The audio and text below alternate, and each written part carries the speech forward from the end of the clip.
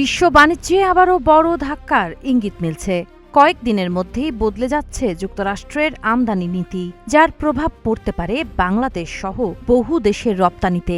তবে সব দেশের জন্য নিয়ম এক নয়, কেউ পাচ্ছে ছাড়, কেউ গুনবে বেশি শুল্ক। প্রেসিডেন্ট ডোনাল্ড ট্রাম্প প্রশাসন প্রায় ৭টি প্রধান বাণিজ্য অংশীদার দেশের পণ্যের ওপর ১২.৫% আমদানি শুল্ক আরোপের সিদ্ধান্ত নিয়েছে। বৃহস্পতিবার ২৪ জুলাই ফেডারেল রেজিস্টারে প্রকাশিত বিজ্ঞপ্তিতে জানানো হয়, অস্থায়ী ১০% বৈশ্বিক শুল্কের মেয়াদ শেষ হওয়ার সঙ্গে সঙ্গেই নতুন এই শুল্ক কার্যকর হবে। নতুন শুল্ক যুক্তরাষ্ট্রে আমদানি হওয়া প্রায় ৯৯.৪% পণ্যের ক্ষেত্রে প্রযোজ্য হবে।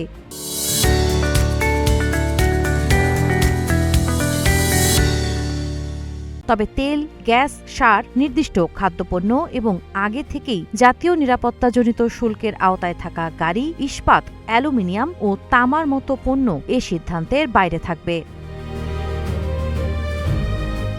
Bangladesh, Bharat, Canada, Britain, Pakistan, Malaysia সহ ১৮টি দেশের পণ্যে ১০% শুল্ক আরোপ করা হবে। অন্যদিকে চীন সহ ৩৮টি দেশের জন্য নির্ধারণ করা হয়েছে ১২.৫% শুল্ক।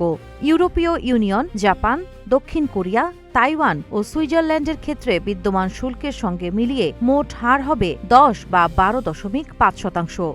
ট্রাম্প প্রশাসনের দাবি, জোরপূর্বক শ্রমে উৎপাদিত পণ্যের বিরুদ্ধে কঠোর অবস্থান এবং ন্যায্য বাণিজ্য নিশ্চিত করতেই এই নতুন শুল্ক নীতি চালু করা হচ্ছে। সাবা খান, নাগরিক প্রতিদিন।